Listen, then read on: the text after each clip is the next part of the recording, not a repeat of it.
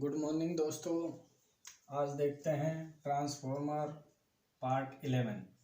Transformer का भाग 11 देखते हैं और इसके बाद एक क्लास में और ट्रांसफॉर्मर पार्ट 12 में ये पार्ट चैप्टर आपका कंप्लीट हो जाएगा दोस्तों। और ये बहुत ही इम्पोर्टेंट चैप्टर है। ITI सेमेस्टर एग्जाम हो या प्रतियोगी परीक्षा हो या डिप्लोमा एग्जाम हो, इस चैप्टर से 10 से 15 क्वेश्चन 100% आते हैं दोस्तों। आपने देखा भी होगा और हम भी बता रहे हैं। तो अब आज पढ़ेंगे अपन पावर के आधार से ट्रांसफॉर्मर के प्रकार। पावर के आधार पर ट्रांसफॉर्मर के प्रकार। तो पावर के आधार पर ट्रांसफॉर्मर के प्रकार की बात करें दोस्तों, तो पावर के आधार पर ट्रांसफॉर्मर दो प्रकार का होता है। एक होता है वितरण ट्रांसफॉर्मर, दूसरा होता है पावर ट्रांसफॉर्मर। एक वितरण ट्रांसफॉर्मर, दूसरा पावर ट्रांसफॉर्मर।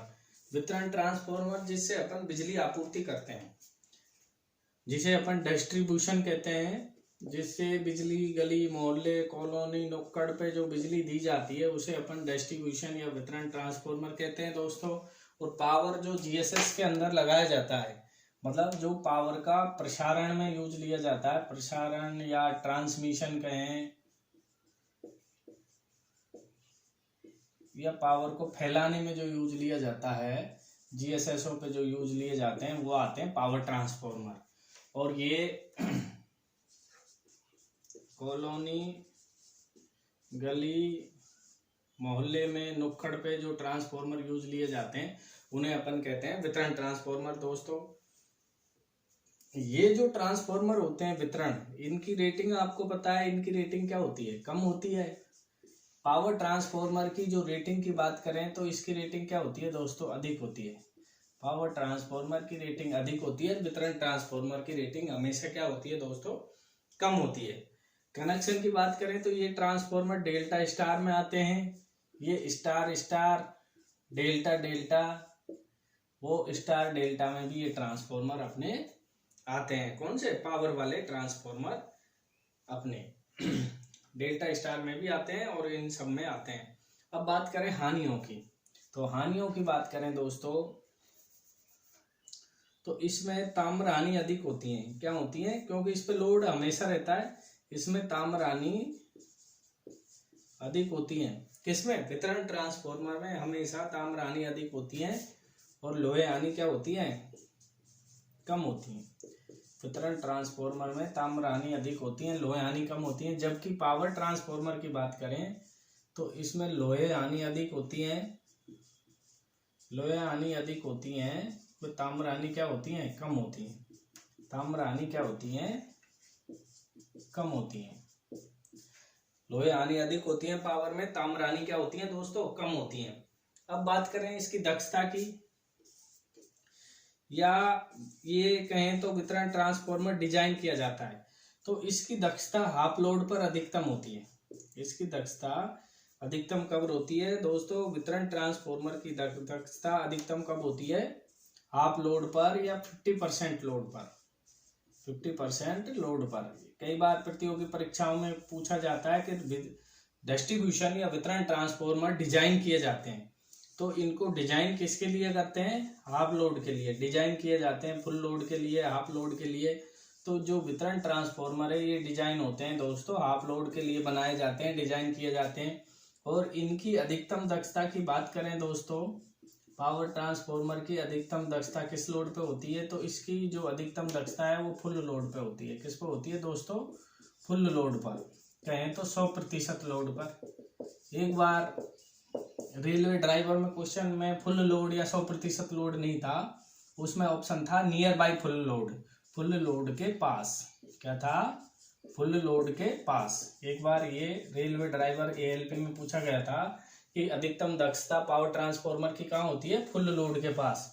या इनको डिजाइन किसके लिए किया जाता है? डिजाइन किया जाता है फुल लोड के पास। तो पावर ट्रांसफॉर्मर फुल लोड के लिए डिजाइन होते हैं और वितरण ट्रांसफॉर्मर हाफ लोड के लिए डिजाइन होते हैं दोस्तों। तो आज थे पावर के आधार पर दो प्रकार के होते हैं, वितरण और पावर। तो अपन आज डिस्कस में पूरे डीपली या अच्छे से पावर ट्रांसफॉर्मर को डिस्कस करेंगे। इसके क्वेश्चन प्रतियोगी परीक्षाओं में ITI सेमेस्टर परीक्षाओं में काफ़ी बार पूछे जाते हैं दोस्तों। तो आज पावर ट्रांसफॉर्मर क्लियर करते हैं। कल की क्लास में अपन ट्रांसफॉर्मर कूलिंग के आधार पे और ट्रांसफॉर्मर का समांतर ऑपरेशन और छोटी मोटी चीज़ें हैं वो कल अपन खत्म कर लेंगे। कुल मिला के ट्रांसफॉर्मर के 12 भाग हो गए दोस्तों। सभी भागों को देखें एक बार से PC इलेक्ट्रिकल चैनल पर जाकर, जिससे कि आपका ये टॉपिक ऐसा हो जाए कि प्रतियोगी परीक्षाओं में कोई भी क्वेश्चन आपका गलत नहीं हो, ना ही कोई सेमेस्टर एग्जाम में हो और आपको कोई फेल करने वाला नहीं मिले दोस्तों। तो अब अपन बात करते हैं पावर ट्रांसफॉर्मर की। इसकी बात करते हैं दोस्तों। आज पढ़ेंगे अपन पावर ट्रांसफॉर्मर। तो पावर ट्रांसफॉर्मर के भाग की बात करते हैं। तो दोस्तों मेन मुख्य ट्रांसफॉर्मर के मुख्य भाग अपन ने ट्रांसफॉर्मर वीडियो संख्या 2 ट्रांसफॉर्मर भाग 2 में पढ़ा दिया था। मुख्य भाग क्या होते हैं इसके? एक तो मुख्य भाग होता है, सबसे पहले कोर होती है, जो अपन सिलिकॉन स्टील की पत्तियों की बनाते हैं या सॉफ्ट आयरन की पत्तियों की बनाते हैं। Core L type P type होती है। तो सबसे पहले एक मुख्य भाग होता है कोर। दूसरे भाग की बात करें वाइंडिंग, ये ऐसा भाग होता है तांबे के तार से वाइंडिंग करते हैं और प्राइमरी सेकेंडरी 2 वाइंडिंग होती है ट्रांसफॉर्मर के अंदर। और वाइंडिंग ट्रांसफॉर्मर का सर्वाधिक गर्म होने वाला भाग होता है। तीसरा भाग होता है ऑयल, ट्रांसफॉर्मर ऑयल। दोस्तों ये हल्का पीला कुचालक तेल होता है, हल्का पीला कुचालक तेल होता है। बिजली का क्या होता है दोस्तों? ये कुचालक होता है, ऊष्मा का चालक होता है। ऊष्मा का सुचालक होता है, बिजली का कुचालक होता है दोस्तों। और तेल क्यों भरते हैं ट्रांसफॉर्मर में? 2 काम होते हैं। एक तो ट्रांसफॉर्मर को ठंडा करता है, दूसरा ट्रांसफॉर्मर के प्राइमरी और सेकेंडरी के बीच इंसुलेशन प्रोवाइड करवाता है। कुचालकता, प्राइमरी सेकेंडरी आपस में भिड़े नहीं, शॉर्ट नहीं हो, इसलिए कुचालकता प्रोवाइड करवाता है। ये 2 पर्पज होते हैं दोस्तों ट्रांसफॉर्मर ऑयल का डालने के ट्रांसफॉर्मर के अंदर। और ट्रांसफॉर्मर में जो ऑयल डालते हैं वो मिनरल ऑयल होता है। कौन सा ऑयल होता है? मिनरल ऑयल, मतलब खनिज तेल ट्रांसफॉर्मर के अंदर डाला जाता है। ये ट्रांसफॉर्मर वीडियो भाग संख्या 2 में ऑयल के बारे में अपन ने पूरा डिटेल पढ़ा है दोस्तों। कितने टेस्ट करते हैं ऑयल के, इसका चेकअप साल में 2 बार होना चाहिए, है ना। ये सब चीजें अपन ने उसमें ये भाग सब पढ़े। चौथा भाग था बॉडी या कवर, ट्रांसफॉर्मर का बॉडी या कवर। तो ये अपन ट्रांसफॉर्मर वीडियो भाग 2 में पढ़ चुके हैं। अब अपन 5वां भाग देखते हैं यहाँ से आज से। ये एक ट्रांसफॉर्मर का डायग्राम है दोस्तों। ये कूलिंग डक्ट होते हैं, ये कूलिंग डक्ट कहते हैं इनको। कूलिंग डक्ट का मतलब ये खांचे कटे होते हैं, डक्ट्स, कूलिंग डक्ट्स होते हैं। ये जैसे ट्रांसफॉर्मर ज्यादा KVA का होता है और ऑयल कूल्ड होता है तो इनकी साइज अपन बढ़ा देते हैं। इधर से तेल आता है, इधर चले जाता है, तो इनमें इधर इनके यहाँ फैन चलते रहते हैं, तो ये उस तेल ठंडा होता रहता है दोस्तों। तो ये कूलिंग डक्ट्स हैं। ये ट्रांसफॉर्मर का चित्र है दोस्तों। ये इसकी कोर होती है इस तरीके से। ट्रांसफॉर्मर के अंदर ये कोर होती है। ये इस पे वाइंडिंग लपेट देते हैं। एक प्राइमरी वाइंडिंग होती है, एक सेकेंडरी वाइंडिंग होती है दोस्तों। तो ये इसका बॉडी होता है। ये HV बुशिंग होती है, हाई वोल्टेज बुशिंग। ये हमेशा इनकी चीनी मिट्टी पोर्सिलिन बड़ी रहती है लो वोल्टेज बुशिंग से, क्योंकि लो वोल्टेज छोटी रहती है, हाई वोल्टेज बड़ी रहती है। तो ये बुशिंग है, बोकोज रिले है, कंजर्वेटर टैंक है, ब्रीदर है, ऑयल इनलेट वाल या टॉप वाल कह देते हैं इसको, बॉटम वाल कहते हैं या ऑयल आउटलेट वाल कहते हैं। अर्थिंग पॉइंट होता है, व्हील होते हैं, तापमापी होता है, एक्सप्लोजन वेंट होता है, बकोज रिले होती है, ऑयल गेज होता है, कंजर्वेटर टैंक होता है। तो बहुत सारे भाग हैं। कुल मिला के दोस्तों इसके 20-25 भाग होते हैं ट्रांसफॉर्मर के, छोटे छोटे, जो अपन पढ़ते हैं। 4 भाग अपन पढ़ चुके। 5वां भाग देखते हैं, कंजर्वेटर टैंक। 5वां भाग क्या देखते हैं? Conservator tank. अब कंजर्वेटर टैंक आपको नजर आ रहा है कहाँ पे है? ये कंजर्वेटर टैंक ट्रांसफॉर्मर के ऊपर लगा रहता है दोस्तों। और ये 50 से बड़े ट्रांसफॉर्मर, 50 KVA से बड़े या जो पावर ट्रांसफॉर्मर होते हैं GSS के अंदर, उनमें लगा रहता है। कंजर्वेटर टैंक के बारे में अपन बातें करें तो ये एक पाइप के द्वारा मेन टैंक से जुड़ा रहता है। ये क्या है ट्रांसफॉर्मर का? ये मेन टैंक है दोस्तों। ये कौन सा टैंक है? मेन टैंक, जिसमें वाइंडिंग, कोर और तेल भरा रहता है, वाइंडिंग स्थापित रहती है, वो टैंक है, ये मेन टैंक है। तो कंजर्वेटर टैंक मेन टैंक से कैसे जुड़ा रहता है? पाइप द्वारा जुड़ा रहता है। और ये किस प्रकार का है दोस्तों? ये एक ड्रमनुमा है। कैसा है? ड्रमनुमा या बेलनाकार है। तो कंजर्वेटर टैंक की बात करें तो यह ड्रमनुमा या बेलनाकार आकृति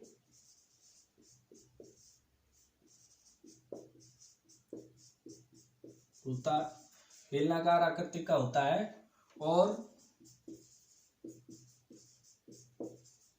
खोखले पाइप द्वारा मेन टैंक से जुड़ा रहता है। कहाँ जुड़ा रहता है दोस्तों?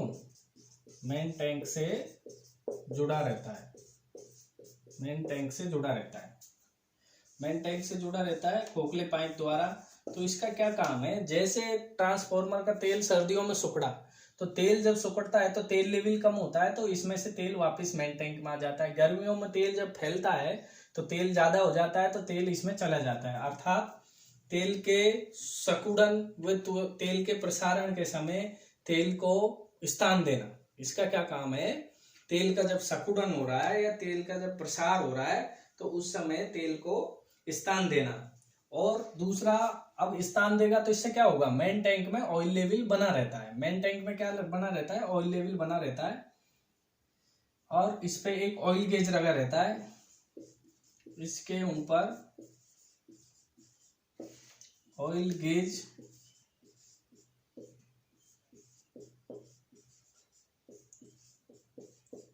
लगा रहता है जो ट्रांसफॉर्मर का ऑयल लेवल बताता है। जो ट्रांसफॉर्मर का क्या बताता है दोस्तों? ऑयल लेवल बताता है। इसके ऊपर एक ऑयल गेज लगा रहता है जो ट्रांसफॉर्मर का ऑयल लेवल बताता है दोस्तों। अब आगे बात करें, ये ऑयल का लेवल बताएगा कितना है। ये है कंजर्वेटर टैंक की बात करें, ये है आधा ऑयल से भरा रहता है और आधा खाली रहता है। कंजर्वेटर टैंक आधा ऑयल से भरा रहता है, आधा खाली रहता है। या दूसरे शब्दों में कहें तो 1/3 खाली और 2/3 भरा रहता है, ऐसे भी अपन कह सकते हैं। तो अब ये क्यों खाली रहता है? क्योंकि जब ऑयल का जो फैलाव है, ऑयल का फैलाव व सिकुड़न, ऑयल का फैलाव व सिकुड़न जब होते हैं तो ऑयल बढ़ता है। तो ऑयल के फैलाव व सिकुड़न के समय ऑयल को स्थान देना क्या करेगा?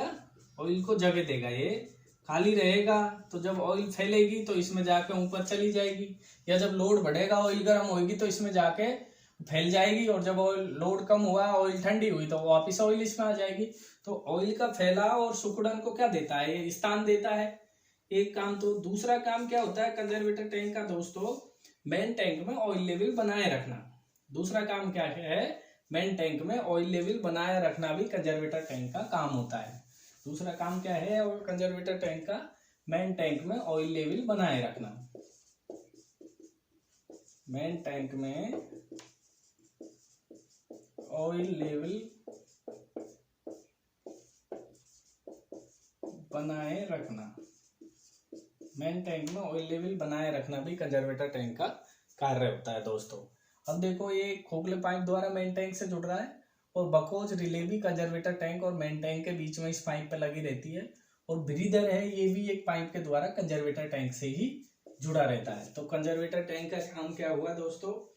ऑयल, मेन टैंक में ऑयल का लेवल बना के रखना, वो प्रसार के समय तेल को स्थान देना, वो सकुड़न के समय तेल की आपूर्ति करना। इसमें एक ऊपर एयर सेल भी लगा रहता है जो गुब्बारे की तरह फैलता सिकुड़ता है। इसके अंदर यहाँ दोस्तों क्या होता है, इसमें एक क्लैंप कसी रहती है, तो इसमें एक एयर सेल लगा रहता है। तो बाहर से कोई हवा आए तो वे एयर सेल फूल जाए और वे हवा डायरेक्ट ऑयल के टच में नहीं आए, और जैसे ही तेल जब फैलता है तो एयर सेल कम होता है, एयर सेल सकड़ेगा तो हवा बाहर ही चल जाए। तो भारी हवा सीधे ऑयल के संपर्क में नहीं आए, इससे बचने के लिए कंजर्वेटर टैंक में एयर सेल भी लगाया जाता है। तो एयर सेल की बात करें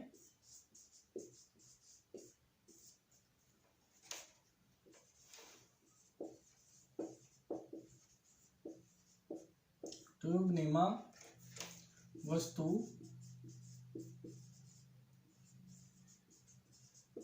कंजर्वेटर टैंक के भीतर लगी रहती है। एयर सेल किसे कहते हैं? एक ट्यूबनुमा वस्तु होती है जो कंजर्वेटर टैंक के भीतर लगी रहती है, जो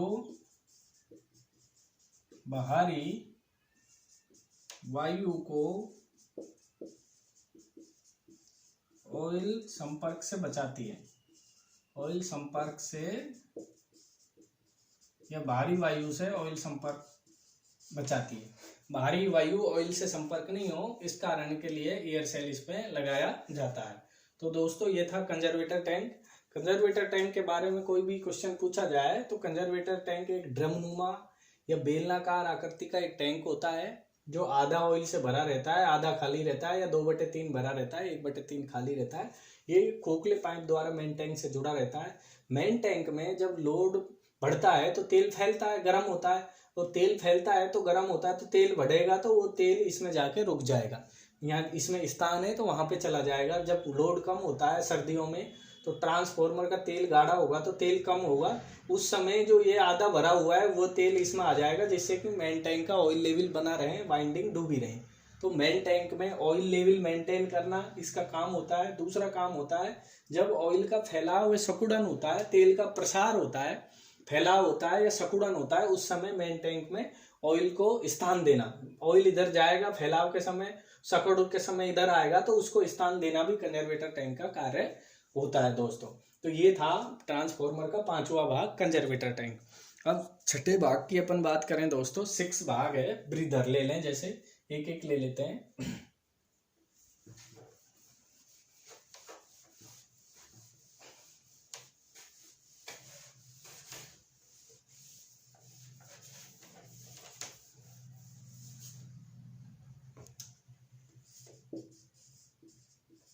अब 6 भाग की बात करें दोस्तों, 6 भाग अपन ले लेते हैं ब्रीदर।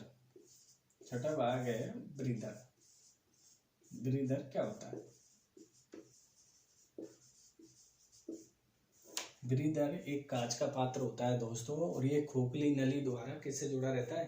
कंजर्वेटर टैंक से जुड़ा रहता है। और ब्रीदर को अपन श्वासी या श्वसक कहते हैं। श्वासी या श्वसक क्यों कहते हैं? क्योंकि ये सांस, ट्रांसफॉर्मर सांस इसी के द्वारा लेते हैं, या ट्रांसफॉर्मर की नाक भी कहते हैं। क्या कहते हैं? नाक। ये ट्रांसफॉर्मर इसके द्वारा सांस लेता है दोस्तों। और ये होता क्या है? यह गोल बाल्टी नुमा कांच का पात्र होता है। ये क्या है? एक गोल बाल्टी नुमा कांच का पात्र है। एक गोल बाल्टी नुमा कांच का पात्र होता है,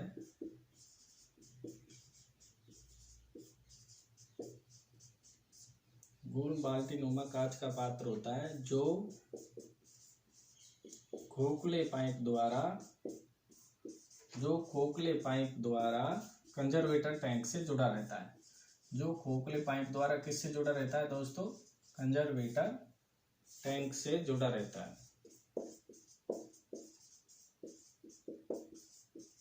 जो खोखले पाइप द्वारा कंजर्वेटर टैंक से जुड़ा रहता है। ब्रीदर एक ये श्वासी या इसे ट्रांसफॉर्मर की नाक कहते हैं। ये गोल बाल्टी नुमा कांच का पात्र होता है जो खोखले पाइप द्वारा, कांच का पात्र है, खोखले पाइप द्वारा कहाँ जुड़ रहा है दोस्तों? ये खोखले पाइप द्वारा कंजर्वेटर टैंक से जुड़ा रहता है।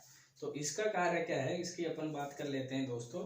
जब ट्रांसफॉर्मर का तेल ठंडा होता है या गर्म होता है तो ब्रीदर बाहर से क्या लेता है? वायु खींचता है।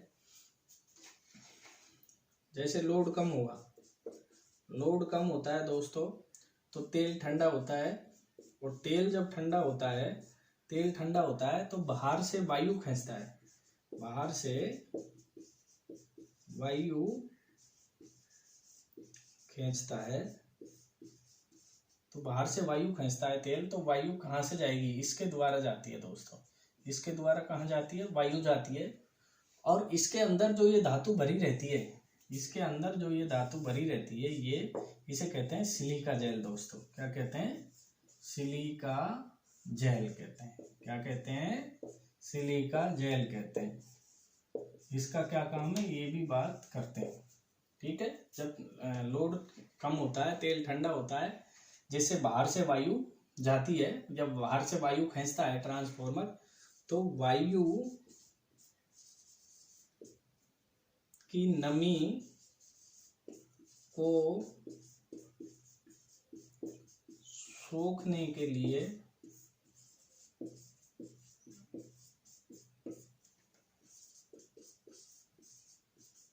ब्रीदर में सिलिका जेल वायु की नमी को सोखने के लिए ब्रीदर में सिलिका जेल नामक रसायन भरा जाता है। क्या भरा जाता है दोस्तों? सिलिका जेल नामक रसायन भरा जाता है। वायु की नमी को सोखने के लिए ब्रीदर में सिलिका जेल नामक रसायन भरा जाता है। तो ये कई बार प्रतियोगी परीक्षाओं में क्वेश्चन पूछा जाता है कि ब्रीदर के अंदर जो सिलिका जेल भरा रहता है वो क्या करता है? वायु की नमी को सोखता है, या टू एब्जॉर्ब ह्यूमिडिटी एयर, या टू एब्जॉर्ब ह्यूमिडिटी ऑयल। मतलब वो ऑयल की नमी को सेकता है या वायु की नमी को। तो दोस्तों ये ध्यान रखने योग्य क्वेश्चन है, कंफ्यूजिंग क्वेश्चन है। वायु की नमी को सोखता है। क्या सोखता है सिलिका जेल? वायु की नमी को। ये सिलिका जेल भरी है, यहाँ से वायु जाएगी। ये ग्लास कप होता है, कांच का, नीचे छोटा सा, इसमें यहाँ चूड़ी होती है, इसको यूं घुमा के कस देते हैं। इसमें ये नीचे ऑयल लेवल, थोड़ा सा ऑयल भरा रहता है।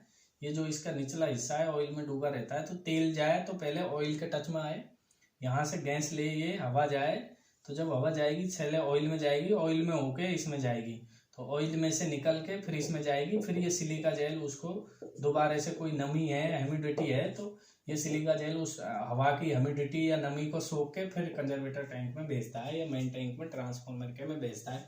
अब बात करते हैं सिलिका जेल की। तो सिलिका जेल एक रसायन होता है दोस्तों, पत्थरनुमा रसायन होता है, पत्थर के जैसा। तो ये कंफ्यूजिंग क्वेश्चन है। नई व फ्रेश सिलिका जेल का कलर, ये बुकों में गलत लिखा हुआ है, निम्न में सही है, बाकी सभी में गलत है। नई व फ्रेश सिलिका जेल का कलर कैसा होता है दोस्तों? का कलर नीला होता है दोस्तों। कैसा होता है? नीला। बुकों में सफेद लिख रखा है, ये कैसा होता है? ब्लू। नई व फ्रेश सिलिका जेल का कलर ब्लू होता है। मैं आपको एक वीडियो और बनाऊंगा, ये टॉपिक एक वीडियो में खत्म हो जाएगा पार्ट, जब तीसरी वीडियो बनाऊंगा जिसमें आपको प्रैक्टिकली ट्रांसफॉर्मर दिखाऊंगा, सिलिका जेल भी आपको दिखाऊंगा। नई फ्रेश सिलिका जेल का कलर ब्लू होता है। और वायु की नमी सोखने के बाद, वायु की नमी सोखने के बाद सिलिका जेल का कलर कैसा हो जाता है? हल्का पीला या गुलाबी। क्या हो जाता है दोस्तों? गुलाबी, पिंक, गुलाबी या हल्का पीला हो जाता है। क्या हो जाता है? हल्का पीला या गुलाबी रंग हो जाता है। कब हो जाता है? जब सिलिका जेल अपनी नमी सोख लेती है। हल्का गुलाबी या हल्का पीला या सफेद, सफेद भी हो जाता है, सफेद भी लिखा आ जाए तो कोई दिक्कत नहीं। गुलाबी, सफेद व हल्का पीला। ठीक है दोस्तों, तो कैसा हो जाता है? नमी सोखने के बाद गुलाबी, हल्का पीला या सफेद इसका कलर हो जाता है। और नमी से फर्क क्या पड़ता है ट्रांसफॉर्मर के अंदर? तो दोस्तों नमी अगर जाती है ट्रांसफॉर्मर के ऑयल में, अगर नमी प्रवेश कर जाती है तो नमी अंदर जाने से क्या होगा? नमी अंदर जाने से तेल की बीडी भी घट जाती है। नमी अंदर जाएगी, ट्रांसफॉर्मर के अंदर नमी जाएगी तो बीडी भी कम हो जाएगी, तेल की बीडी भी कम होने से तेल खराब हो जाता है और वाइंडिंग शॉर्ट हो जाती है। तो ट्रांसफॉर्मर के खराब होने का भय रहता है, इसीलिए नमी को सोखने के लिए अपन ये ब्रीदर ट्रांसफॉर्मर के कोगले पाइप द्वारा कंजर्वेटर टैंक से जोड़ते हैं, जो वायु की नमी को सोखता है और नमी सोखने के बाद अंदर भेजता है। और नई और फ्रेश सिलिका जेल का कलर नीला होता है। और वायु की नमी सोखने के बाद दोस्तों सिलिका जेल का कलर, वायु की नमी सोखने के बाद सिलिका जेल का कलर है जो अपना गुलाबी व सफ़ेद हो जाता है। वायु की नमी सोखने के बाद सिलिका जेल का कलर क्या हो जाता है? गुलाबी व सफ़ेद हो जाता है दोस्तों। अब आगे बात करते हैं 7वें भाग की। ट्रांसफॉर्मर का 7 भाग लेते हैं। बकोज रिले ले लेते हैं दोस्तों। बकोज रिले का क्या काम है ट्रांसफॉर्मर के अंदर? अब बकोज रिले की बात करते हैं अपन। बकोज रिले क्या काम आती है ट्रांसफार्मर के अंदर।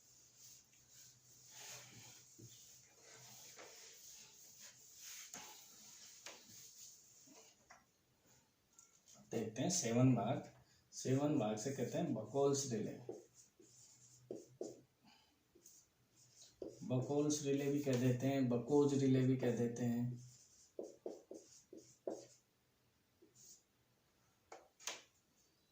बकोज रिले,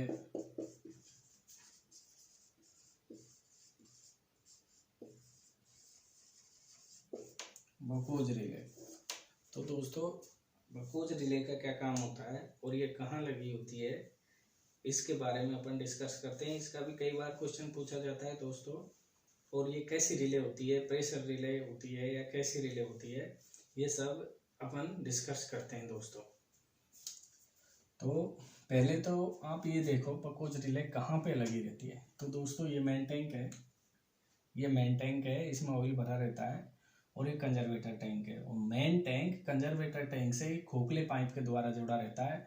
उस खोखले पाइप में मेन टैंक और कंजर्वेटर टैंक के बीच में इस खोखले पाइप पे ये बकोज रिले लगी रहती है। तो बकोज रिले कहाँ लगी रहती है, मेन टैंक में कंजर्वेटर टैंक के मध्य में लगी रहती है। कहाँ लगी रहती है दोस्तों, मेन टैंक में कंजर्वेटर टैंक के मध्य में लगाई जाती है। कहाँ लगाई जाती है बकोज रिले, मेन टैंक में कंजर्वेटर टैंक के बीच में लगाई जाती है। अब दूसरा क्यों लगाते हैं, इसका कार्य क्या है, तो आपको पता है, आप जानते हैं रिले सुरक्षा करती है। कोई भी रिले है तो रिले का पर्पज किससे होता है, सुरक्षा से होता है। Relay is a protecting device, सुरक्षात्मक डिवाइस है। रिले क्या होती है, सुरक्षात्मक डिवाइस है। तो रिले सुरक्षा करती है कोई भी चीज से। तो रिले सुरक्षा के लिए ही लगा रखी होगी। तो किस प्रकार की सुरक्षा करती है रिले, ट्रांसफार्मर को किससे बचाती है, धूप से, मिट्टी से, रेत से, किससे बचाती है, तो रिले ट्रांसफार्मर के अंदर जो आंतरिक फॉल्ट होती हैं उनसे रक्षा करती है। बकोज जो रिले है, बकोज या बकोज रिले ट्रांसफार्मर की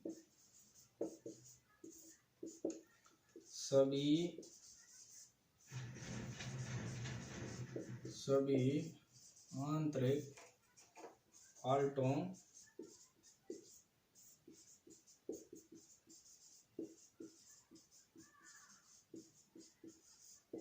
बकोज रिले ट्रांसफार्मर की सभी आंतरिक फॉल्टों से सुरक्षा करती है। अब आंतरिक फॉल्ट कौन से होती हैं दोस्तों, जैसे वाइंडिंग ओपन होना, जैसे प्राइमरी वाइंडिंग ओपन हो गई, सेकेंडरी ओपन हो गई, वाइंडिंग का शॉर्ट होना, वाइंडिंग ओपन होना, वाइंडिंग शॉर्ट होना, वाइंडिंग का अत्यधिक गर्म होना,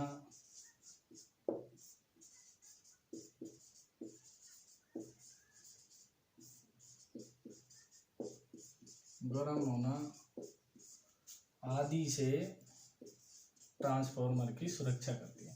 आदि से ट्रांसफार्मर की सुरक्षा करती है। बकोज रिले इन सबसे ट्रांसफार्मर की क्या करती है दोस्तों, सुरक्षा करती है। और बकोज रिले कैसे ऑपरेटेड है, प्रेशर रिले है। कैसी रिले है,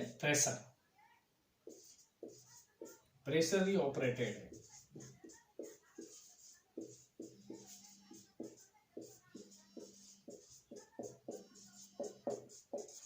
यह है रिले, प्रेशर रिले होती है। बकोज रिले प्रेशर रिले होती है दोस्तों। ये बकोज रिले के बारे में आपने देखा, बकोज रिले प्रेशर ऑपरेटेड होती है और प्रेशर रिले होती है दोस्तों। तो ये आपने बकोज रिले के बारे में देखा। तो ये 7वां भाग है। अब 8वें भाग की बात कर लेते हैं, एक्सप्लोजन वेंट। 8वें भाग की बात करें, एक्सप्लोजन वेंट क्या होता है या टेपिंग स्विच क्या होता है।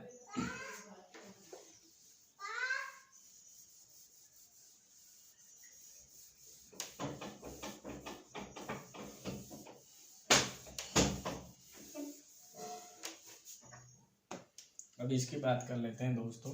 ये एक ट्रैक्टर की सालमसार नुमा होता है और ये ट्रांसफार्मर के मेन टैंक के ऊपर लगाया जाता है और इसका सिरा नीचे की तरफ मुड़ा हुआ होता है और ये कागज की झिल्ली या सील द्वारा ये पैक रहता है।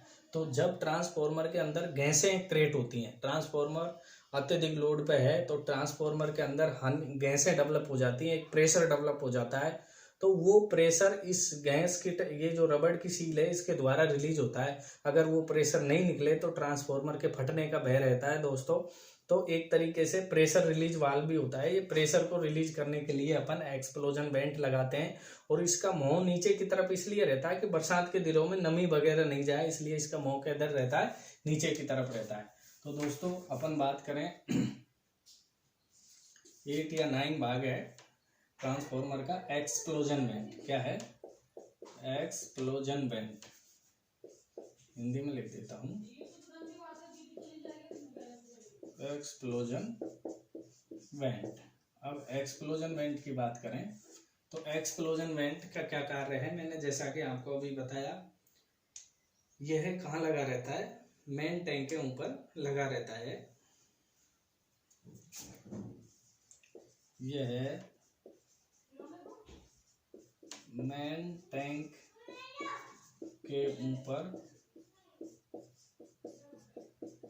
लगा रहता है। इसका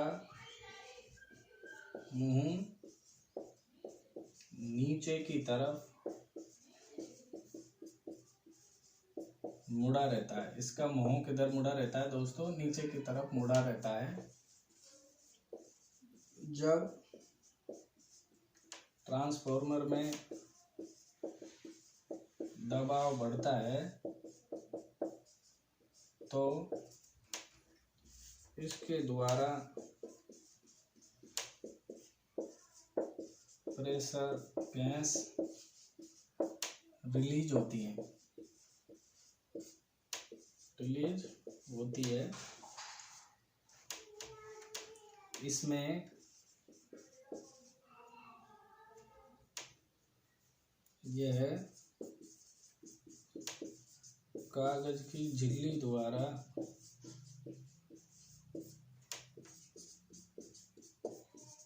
पैक रहता है। ये कैसे पैक रहता है दोस्तों? कागज की झिल्ली द्वारा पैक रहता है। नीचे को मुंह इसलिए रहता है, नीचे को मुंह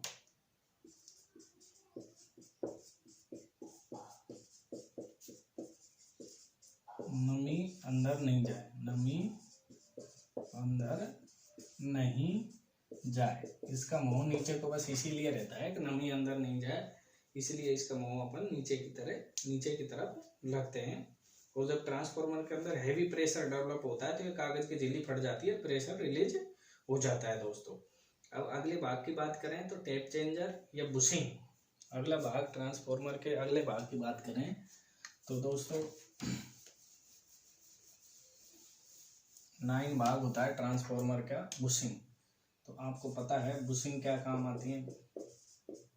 बुशिंग, कुल ट्रांसफार्मर में कितनी बुशिंग होती है? पावर ट्रांसफार्मर के अंदर जो बड़ी वाली बुशिंग होती है दोस्तों, ये 3 होती हैं। HV बुशिंग जिन्हें कहते हैं, ये कितनी होती हैं? 3 होती हैं। और ये जो बनाई जाती है किसकी बनी रहती है? चीनी मिट्टी की, चीनी मिट्टी या पोर्सलिन की बनी रहती है दोस्तों। किसकी बनी रहती है बुशिंग? चीनी मिट्टी या पोर्सलिन की बनी रहती है। और बुशिंग का कार्य क्या होता है दोस्तों? संयोजक तार को ट्रांसफार्मर की बॉडी से पृथक रखना। बुशिंग का कार्य क्या होता है? संयोजक मानी चालक तार, संयोजक मानी कंडक्टर या चालक, चालक तार को ट्रांसफार्मर की बॉडी से पृथक रखना। बड़ी वाली HV की रहती है, ऐसे ही दोस्तों छोटी रहती हैं। इनमें एक न्यूट्रल की होती है, 3 RYB की होती हैं। ये 4 जो बुशिंग है ये LV साइड की रहती हैं, लो वोल्टेज साइड रहती हैं, जिधर अपन लोड कनेक्ट करते हैं दोस्तों। आगे बात करें टैप चेंजर, टैप स्विच या टैप चेंजर जिसे अपन कहते हैं, टैप चेंजर या टैप स्विच। एक अगले भाग की बात करें 10वां, मोस्ट इम्पोर्टेंट भाग है टेप चेंजर या tape switch.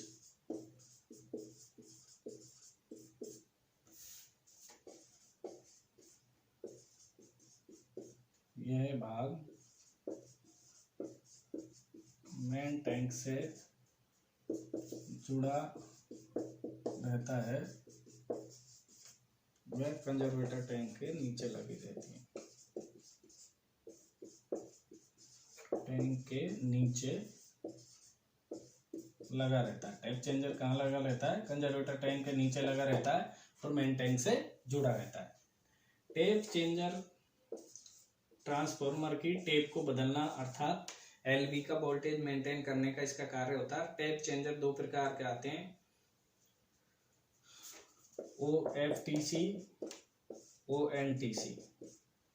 Of load tap changer transformer को बंद करके लोड ऑफ करके, ऑफ लोड टेप चेंजर का मतलब है ट्रांसफॉर्मर को बंद करके टेप चेंज करें। एक ऑन लोड तो चलते हुए ट्रांसफॉर्मर में अपन टैप चेंज कर लें। ये दो तरीके के आते हैं, तो आजकल यही आता है ऑन लोड टैप चेंजर। और टैप चेंजर की जरूरत क्यों पड़ी है? क्या ये आउटपुट वोल्टेज स्थिर रखने के लिए, आउटपुट वोल्टेज को मेंटेन करने के लिए ट्रांसफॉर्मर में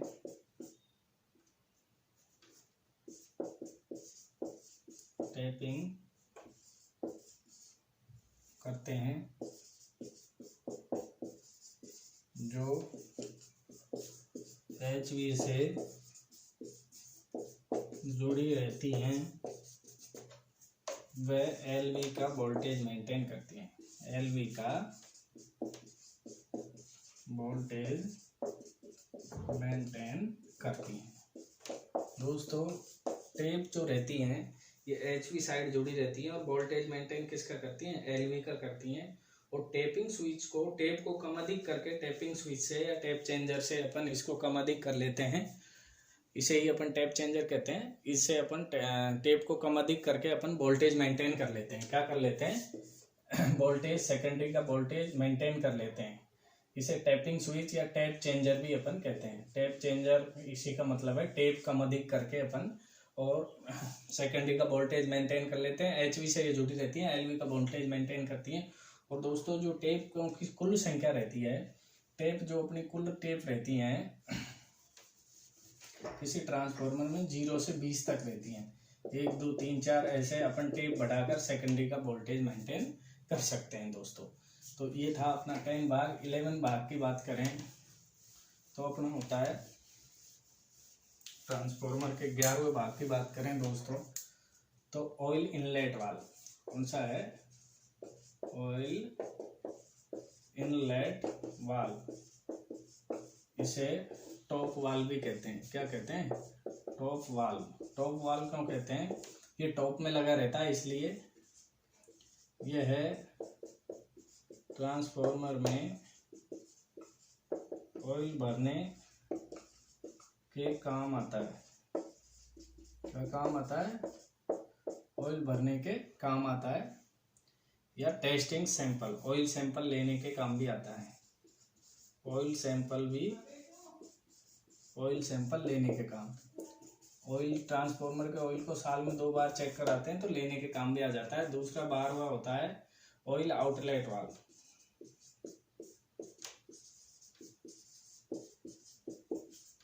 ऑयल आउटलेट वाल्व, इसको बॉटम वाल्व भी कहते हैं। क्या कहते हैं दोस्तों? Bottom valve. बॉटम वाल्व क्यों कहते हैं? क्योंकि ये ट्रांसफॉर्मर के नीचे लगा रहता है। जब ट्रांसफॉर्मर एक स्थान से दूसरे GSS पे ले जाया जाता है, वहाँ की कैपेसिटी ज़्यादा हो जाती है, बड़ा लगा देते हैं, छोटे को हटाते हैं, तो उस समय ऑयल को ड्रेन करना, ये 2 काम आता है। ऑयल ड्रेन करना, वह ऑयल के सैंपल लेना।